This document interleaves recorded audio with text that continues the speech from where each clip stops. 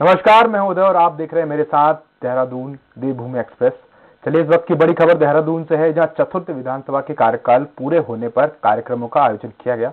कार्यक्रम का शुभारंभ सीएम पुष्कर सिंह धामी ने किया। इस मौके पर योगाचार और कार्मिकों का सम्मानित किया गया। सीएम ने कहा कि विधानसभा कार्रवाई के दौरान विधानसभा अध्यक्ष ने सत्ता पक्ष और विपक्ष को सदन में समान रूप से अपने क्षेत्र से जनहित से जुड़े मुद्दों को उठाने का मौका दिया। उन्होंने विधानसभा अध्यक्ष को उनके सफल कार्यकाल पूरा होने पर आभार व्यक्त किया। वहीं विधानसभा अध्यक्ष ने भी सभी विधायकों का सदन संचालन के दौरान सहयोग करने के प्रति आभार जताया।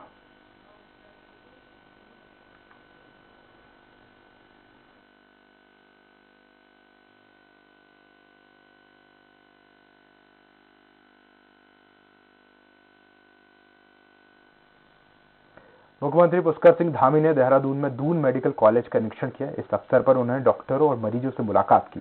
मरीजों से बातचीत कर उन्होंने स्वास्थ्य सुविधाओं की जानकारी ली। मुख्यमंत्री पुष्कर सिंह ने दून मेडिकल कॉलेज में चल रहे निर्माण कार्यों का निरीक्षण किया और निर्माण कार्य में लगी कार्यदायी संस्थाओं को जल्द काम पूरा करने के निर्देश दिए।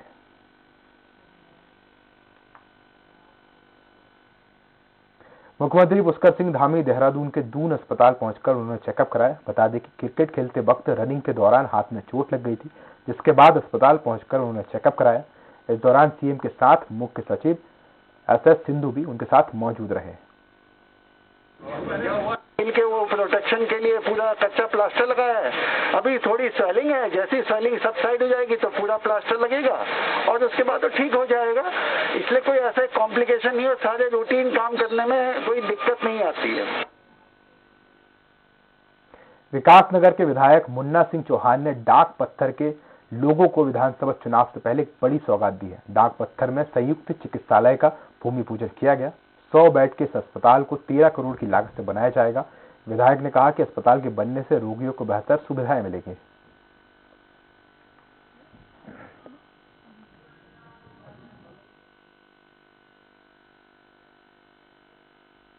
सांकेतिक तौर पर तो जो ये पहले परियोजना का अस्पताल था, वहाँ एक्टिविटी शुरू की थी कोविड पीरियड में, वैक्सीनेशन वगैरह का तमाम सारी चीजें, और तभी हमने डिसाइड कर लिया था कि यहाँ पर एक हॉस्पिटल बिल्डिंग जो आधुनिक जरूरतों के मुताबिक हो, उसका निर्माण कराया जाए।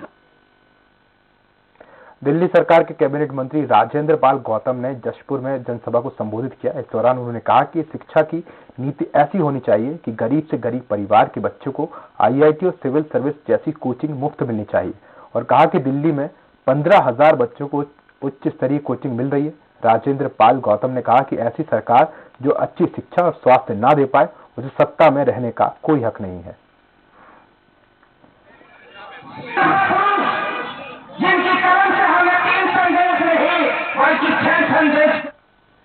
विद्युत विभाग द्वारा बढ़ाए जा रहे बिजली बिल की दरों के प्रस्ताव को आम आदमी पार्टी ने प्रदेश सरकार पर जमकर हमला बोला।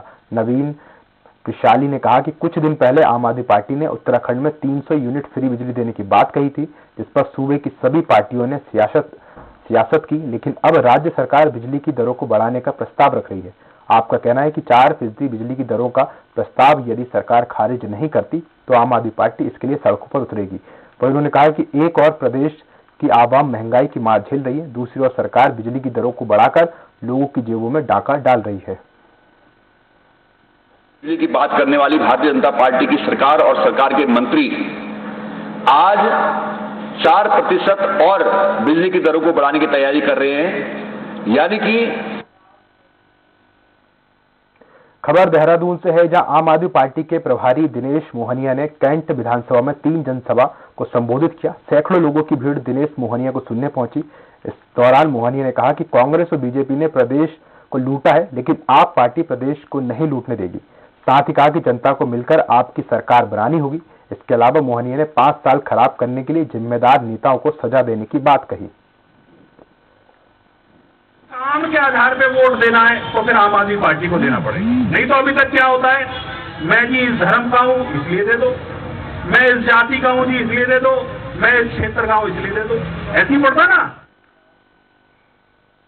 देहरादून में पूर्व मुख्यमंत्री हरीश रावत ने प्रेस कॉन्फ्रेंस की। इस दौरान उन्होंने भाजपा सरकार पर जमकर निशाना साधा। हरीश रावत ने आरोप लगाते हुए कहा कि भाजपा के शासनकाल में तेजी से बेरोजगारी बढ़ी है। देश में सबसे शिक्षित बेरोजगार दर वाले राज्यों में पहले पायदान पर है। वहीं उन्होंने कहा कि देश में 2.25 करोड़ से ज्यादा केंद्रीय सेवा में पद रिक्त हैं और राज्य में 28,000 पद रिक्त हैं, जबकि प्रदेश सरकार में 9,000 के करीब पदों को मृत कर दिया। साथ कहा कि राज्य सरकार जो रोजगार देने के आंकड़े पेश कर रही है वे अत्यधिक भ्रामक है। जानकारी है 28,000 से ज्यादा पद रिक्त पड़े हुए और इन 28,000 में 9,000 पद जिनको श्री पंत जो उस समय राज्य के वित्त मंत्री थे उन्होंने मृत घोषित किया था। हरीश रावत के ट्वीट से सियासी हलकों में भूचाल आ गया है, जिससे कांग्रेस के भीतर की गुटबाजी साफ तौर पर देखी जा सकती है। हरीश रावत ने ट्वीट किया कि सत्ता ने वहां कई मगरमच्छ छोड़ रखे हैं जिनके आदेश पर तैरना है। मन में बहुत विचार आ रहा है कि अब बहुत तैर लिए, अब विश्राम का समय है। इन ट्वीट्स को लेकर अब मीडिया ने उनसे जानने की कोशिश की है कि कांग्रेस में ऐसे कौन से मगरमच्छ हैं, तो उन्होंने सवाल पलटते हुए कहा, क्या कहा आपको सुनाते हैं। चलाइए, उपयोग की चीज ना हो तो उसको पेंडिंग रखिए। नहीं, आपको ज्यादा उपयोग की चीज है ना। मेरे लिए प्रेस कॉन्फ्रेंस मैंने बुलाई है, इसलिए मेरे लिए और राज्य के लिए जो उपयोग की चीज है वो मैंने आपके सामने प्रस्तुत कर दी। देहरादून में विधानसभा चुनाव को लेकर पार्टियों में फेरबदल का दौर जारी है, जिसके चलते समाज सेवा पार्टी के राष्ट्रीय अध्यक्ष ने देहरादून में कांग्रेस को अपना समर्थन दिया है। इस दौरान उन्होंने कहा कि राहुल गांधी के विचारों से सहमत होकर उन्होंने अपना समर्थन कांग्रेस को दिया है और पार्टी के सभी कार्यकर्ता कांग्रेस को जीत दिलाने के लिए पूरी शिद्दत से काम करेंगे।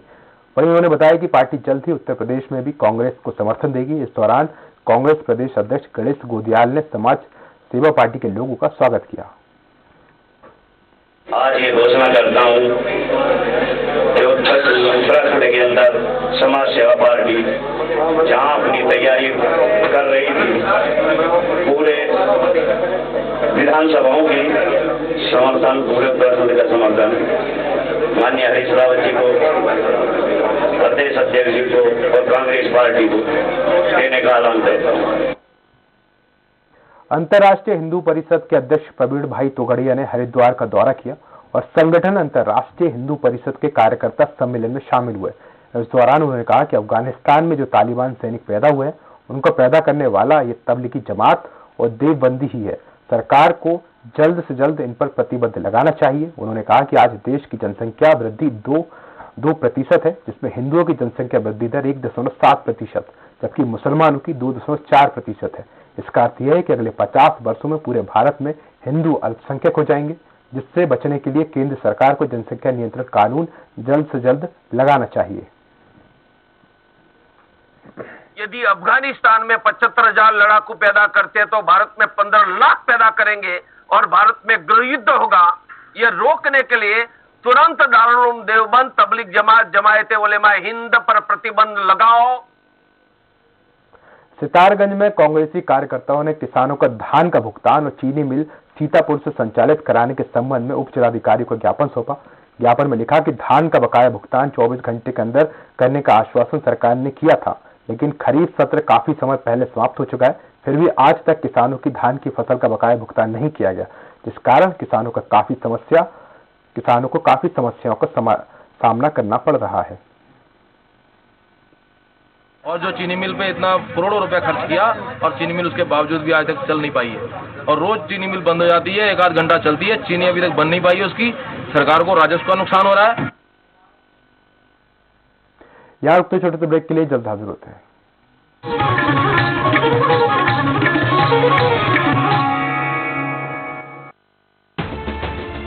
उत्तराखंड में सुगम हुई दुर्गम राहें, बेहतर कनेक्टिविटी ने बढ़ाई उत्तराखंड के विकास की रफ्तार। इससे लगातार बढ़ती पर्यटकों की संख्या से राज्य के पर्यटन उद्योग को भी मिल रही है मजबूती और होम स्टे बन रहे हैं पर्यटकों के ठहरने के पसंदीदा पड़ाव। अब उत्तराखंड में होम स्टे लगभग हर गांव में उसकी बात पहुंच चुकी है। मुझे उत्तराखंड के लोगों से बात करने का मौका मिला था, जो बहुत सफलता के साथ होम स्टे चला रहे हैं, और मुझे विश्वास है उत्तराखंड होम स्टे बनाने में, सुविधाओं के विस्तार में पूरे देश को एक नई दिशा दिखा सकता है। उत्तराखंड सरकार प्रधानमंत्री श्री नरेंद्र मोदी के विजन को साकार करते हुए राज्य में होम स्टे योजना को प्रोत्साहन दे रही है। पंडित दीनदयाल उपाध्याय होम स्टे योजना के संचालकों को भवन निर्माण के लिए उपलब्ध करा रही है आर्थिक सहायता, जिसमें पर्वतीय क्षेत्रों के लिए कुल लागत का 33% व मैदान के लिए 25% दिया जा रहा है अनुदान। पहाड़ की खुशनुमा आबो हवा के बीच बने होम स्टे में जैविक उत्पादों से बने स्वादिष्ट व्यंजन पर्यटकों को खूब भा रहे हैं। इससे ग्रामीणों को घर पर ही रोजगार मिलने से आर्थिकी भी हो रही है मजबूत। नए विजन और नए सृजन के साथ आगे बढ़ रही है उत्तराखंड सरकार। श्री सत्य Sai university is the fastest growing university of Madhya Pradesh. Her student मेहनती और टैलेंटेड होता है। जरूरत है तो बस एक अच्छी गाइडेंस की, जो उन्हें मिलती है श्री सत्य Sai university of technology and medical sciences में। Admission guidance for courses like engineering, pharmacy, computer, commerce, management, arts, education, polytechnic, paramedical, homeopathy, law and agriculture. Shri सत्य साई यूनिवर्सिटी सीहोर। Call 9826293590. हमारे देश की धरोहर योगा आज पूरी दुनिया अपना रही है। मैं खुद डेली योगा करता हूँ और मुझे यकीन मानिए इससे बहुत फायदा हुआ है। मैं चाहता हूँ कि हर दिल्ली वासी भी योगा का लाभ उठाए, हर दिल्ली वासी योगा को अपनाए, स्वस्थ रहे। इसके लिए दिल्ली सरकार शुरू कर रही है दिल्ली की योगशाला। पूरी दिल्ली में हर कॉलोनी, हर गली, हर मोहल्ले में जहाँ भी लोग योगा करना चाहेंगे, सीखना चाहेंगे, दिल्ली सरकार वहाँ पे मुफ्त अपने ट्रेंड योगा इंस्ट्रक्टर्स भेजेगी और आपकी कॉलोनी में भी चलेगी दिल्ली की योगशाला। अगर आपकी कॉलोनी में 25 लोग हैं जो योगा सीखना चाहते हैं और आपके पास कोई ऐसी जगह है जहां योगा की क्लास हो सकती है, तो बस 9013585858 पर मिस्ड कॉल दें और दिल्ली सरकार आपको योगा सिखाने के लिए फ्री ट्रेन्ड इंस्ट्रक्टर भेजेगी। सब बनेंगे फॉलोवर्स, सब बनेंगे फैन, इस वर्ल्ड का सेलिब्रेशन जश्न का, ये जश्न है राष्ट्रीय जश्न का जश्न।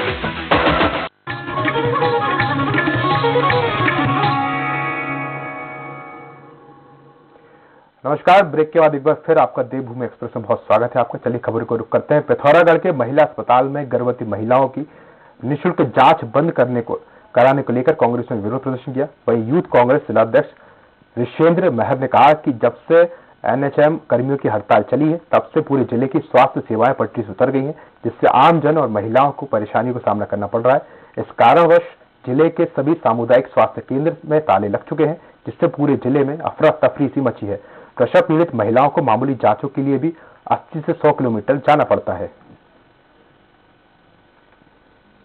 कार्यालय के सम्मुख प्रदर्शन किया। हम आपको बता दें कि पिथौरागढ़ एक सीमांत जिला है और यहाँ जो स्वास्थ्य सेवाएं हैं वो पटरी से उतर चुकी हैं। जैसे आपको पता है कि बहुत लंबे समय से एनएचएम कर्मी जो है धरने पर बैठे हैं, हड़ताल कर रहे हैं और इसको देखते हुए जितने भी सामुदायिक स्वास्थ्य केंद्र जो ब्लॉकों में हैं दूर दराज के, वहाँ ताला लगा है। पिथौरागढ़ में मूर्ति स्थापना को लेकर विवाद शुरू हो गया। तहसील तेजम में तत्कालीन उच्च शिक्षा मंत्री धन सिंह रावत ने महान सर्वेयर पंडित नैन सिंह रावत की मूर्ति स्थापना का उद्घाटन किया था, लेकिन इससे समय बीतने के बाद अभी तक कोई काम नहीं किया गया। साथ ही प्रशासन ने भी मूर्ति स्थापना के लिए धन नहीं दिया। इसको लेकर स्थानीय लोग ठगा महसूस कर रहे हैं। लोगों का कहना है कि झूठे वादों का जवाब चुनाव में दिया जाएगा। ग्राम सभा तेजम में महान सर्वेयर पंडित नैन सिंह रावत जी की मूर्ति का उद्घाटन किया गया था, जो 2 वर्ष बीतने के बाद भी आज तक सरकार द्वारा आज तक इस पे कोई धन स्वीकृति नहीं करी। देहरादून जिलाधिकारी डॉक्टर आर राजेश कुमार ने स्थानीय गढ़वाली भाषा में जनपद वासियों के नाम पर संदेश जारी किया, जिसमें उन्होंने सभी से चुनाव में बढ़ चढ़कर हिस्सा लेने और अपने मताधिकार का प्रयोग करने की अपील की है। कि उत्तराखंड में 2022 में विधानसभा को चुनाव होने वाला है और लोकतंत्र को मजबूती का वास्ते बहुत जरूरी है सभी लोग घर बैठे निकलकर वोट जरूर देना। देहरादून जिले से टॉप वालू जिला बना के उत्तराखंड की उन्नति में भागीदार बना। पौड़ी विधानसभा की पोलिंग बूथों में व्यवस्थाओं के संबंध में बैठक आयोजित की गई, जिसमें पोलिंग बूथों की सभी व्यवस्थाओं को बेहतर बनाने के निर्देश दिए गए। बैठक में sector magistrate, zonal magistrate, sector police अधिकारी शामिल हुए। आरओ आकाश जोशी ने संवेदनशील और अति संवेदनशील बूथों की जानकारी देने को कहा। साथ ही पोलिंग बूथों पर शौचालय, रास्ता, पीने का पानी, बिजली और दिव्यांगों के लिए आने जाने की उचित व्यवस्था करने को कहा गया है। विधानसभा क्षेत्र पौड़ी से संबंधित बैठक आहूत की गई थी। इसमें मेरे द्वारा और शिव साहब के द्वारा ली गई है बैठक। इसमें बेसिक हमारा जो उद्देश्य रहा था सेक्टर मजिस्ट्रेट्स और जोनल मजिस्ट्रेट्स और सेक्टर पुलिस ऑफिसर्स के बीच में समन्वय स्थापित करना। विधानसभा चुनाव 2022 को लेकर हरिद्वार जिला प्रशासन ने अभी से पूरी तैयारियां करनी शुरू कर दी। इसी को लेकर पड़ोसी राज्य उत्तर प्रदेश के मुजफ्फरनगर जिलाधिकारी और एसएसपी ने एक समन्वय बैठक का आयोजन किया, जिसमें उत्तर प्रदेश के सीमांत राज्य के जिलाधिकारी, एसएसपी और अन्य अधिकारियों के साथ हरिद्वार के जिलाधिकारी विनय शंकर पांडे ने वार्ता की। समन्वय बैठक में चुनाव में आने वाली दिक्कतों के निराकरण पर भी चर्चा हुई। देखिए, आगामी विधानसभा चुनाव जो वर्ष 2022 में होना है, उसी की तैयारियों के संबंध में ये बैठक आयोजित की गई थी और हम सभी लोग भली भांति विदित हैं कि जनपद हरिद्वार की जो सीमाएं हैं वो 3 डिस्ट्रिक्ट्स जो उत्तर प्रदेश के हैं उनसे मिलती हैं। आज जो विधानसभा चुनाव आगामी होने हैं उसको लेकर के जो बॉर्डर डिस्ट्रिक्ट्स की मीटिंग होती है, उसी क्रम में हम लोग यहाँ पे आए हुए हैं। आपको भी डीएम हरिद्वार साहब ने पूरी जानकारी दी है जो बैठक में निर्णय हुए हैं। कालाढूंगी में भीम फोर्स बहुजन सेना ने निर्माणाधीन खेल मैदान को अंबेडकर पार्क बनाने, सामुदायिक भवन बनाने और धरना स्थल निर्माण के संबंध में उपजिलाधिकारी कालाढूंगी को ज्ञापन सौंपा है। ज्ञापन के जरिए SC/ST कमीशन और केंद्र सरकार को भी अवगत कराया गया है। बहुजन समाजवादी पार्टी के कार्यकर्ताओं का मानना है कि यहाँ 42,000 अनुसूचित जनजाति के लोग रहते हैं। खेल स्टेडियम की अवधारणा अनुसूचित जनजाति के विकास में बाधा डाल रही है, जिसके चलते अन्य वर्ग के लोग उनको दबा रहे हैं।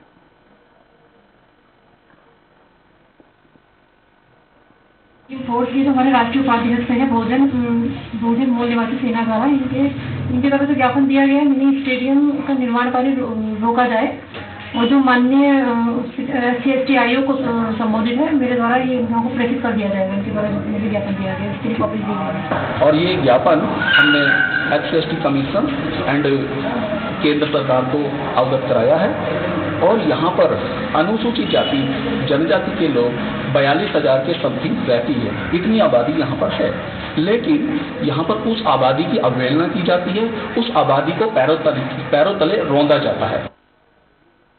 सितारगंज के महाराणा प्रताप चौक पर ओवरलोड डंपर तेज गति से मोड़ने के दौरान चौराहे पर पलट गया, लेकिन इसमें कोई जनहानि नहीं हुई। बता दें कि इस चौराहे पर सैकड़ों सवारियां किरछा खटीमा जाने के लिए खड़ी रहती हैं, मगर हादसे के वक्त जहां कोई मौजूद नहीं था, जिससे बड़ा हादसा होने से टल गया। प्रशासन लगातार ओवरलोड वाहनों के खिलाफ कार्रवाई कर रही है, फिर भी वाहन स्वामी बेखौफ होकर ओवरलोड करके माल ढो रहे हैं।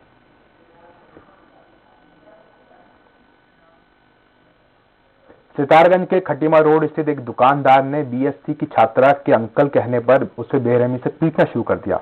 इस दौरान छात्रा गंभीर रूप से घायल हो गया। छात्रा का कहना है कि वह दुकानदार के पास बैडमिंटन बदलने गई थी। छात्रा को अस्पताल में भर्ती कराया गया है। पुलिस का कहना है कि छात्रा की हालत गंभीर बनी हुई है। इधर कोतवाल का कहना है कि पीड़ित की ओर से कोई तहरीर नहीं आई है। तहरीर आने पर उसके खिलाफ सख्त कार्रवाई की जाएगी।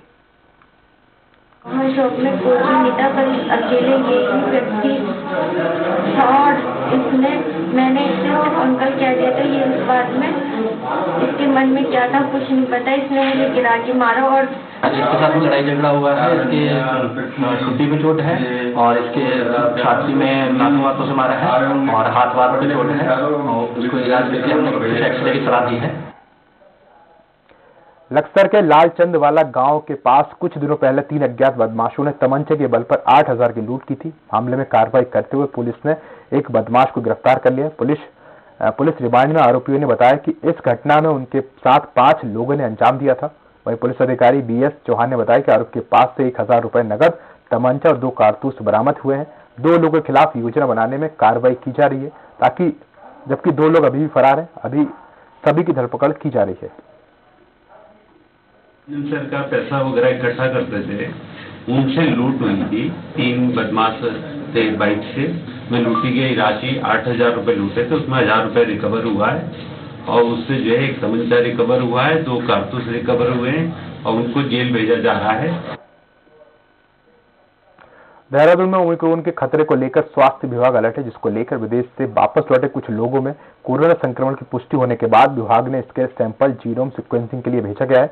बता दें कि ओमिक्रॉन संक्रमितों के संपर्क में आने वाले बुजुर्ग दंपति के कोरोना संक्रमित हो गए थे, जिसको लेकर स्वास्थ्य ने अन्य लोगों को भी चिन्हित कर लिया है जो विदेश से वापस लौटे हैं। उन्होंने कहा कि देश में फिर से कोविड-19 के केसेस बढ़ने लगे हैं। इसमें ओमिक्रॉन वेरिएंट ने स्वास्थ्य विभाग की चिंता बढ़ा दी है। इस वेरिएंट से संक्रमित होकर देशवासी वापस भारत आ रहे हैं। ऐसे में ये वेरिएंट हमारे देश में प्रवेश कर चुके हैं, जिसको लेकर स्वास्थ्य विभाग लगातार जांच कर रही है। कोविड के केसेस बढ़ रहे हैं और इसमें जो एक वेरिएंट ओमिक्रॉन है जो कि अभी यूरोपियन कंट्रीज में और विदेशों में देखा गया है, उसके लोग जो हैं हमारे जो देशवासी वहाँ से यहाँ चले आए थे इंडिया, वो लोग भी उससे जो है इन्फेक्टेड हैं और उस तरह से जो है ओमिक्रॉन हमारे देश में भी प्रवेश कर चुका है। जशपुर में लंबे समय से ग्रामीण क्षेत्रों में गुलदार के दिखाई देने से लोगों में दहशत का माहौल है। बीते दिनों कई लोग गुलदार के हमले का शिकार हो चुके हैं। पंजाबी कॉलोनी में लोगों को गुलदार घूमते हुए दिखाई दिया, जो सीसीटीवी कैमरे में भी कैद हो गया। गुलदार के घूमने का वीडियो सोशल मीडिया पर वायरल हो रहा है। वन क्षेत्राधिकारी ने बताया कि वीडियो से संज्ञान लेकर कैमरा ट्रैप लगाकर निगरानी की जा रही है। उन्होंने कहा कि गुलदार को पकड़ने के लिए पिंजरा भी लगाया जाएगा। रात्रि गश्त कर रहे हैं, आज भी गश्त के लिए टीम जाएगी। उसके बाद अगर ज्यादा जरूरत पड़ेगी तो उच्चाधिकारी को लिखा जाएगा कि पिंजरा लगाना है।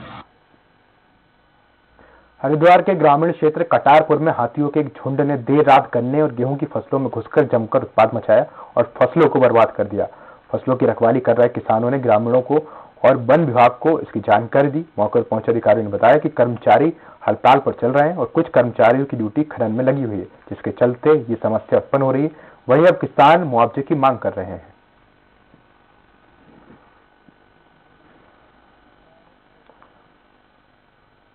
काशीपुर में युवा भारतीय किसान यूनियन के राष्ट्रीय अध्यक्ष गौरव टिकैत ने दरगाह नियाज अली शाह रहमत शाह बाबा में चादर पोशी कर प्रदेश की खुशहाली के लिए दुआएं मांगी। इस मौके पर कई किसान नेता मौजूद रहे। उन्होंने कहा कि गाजीपुर आंदोलन के दौरान दरगाह पर चादर पोशी करने की मन्नतें मांगी थी।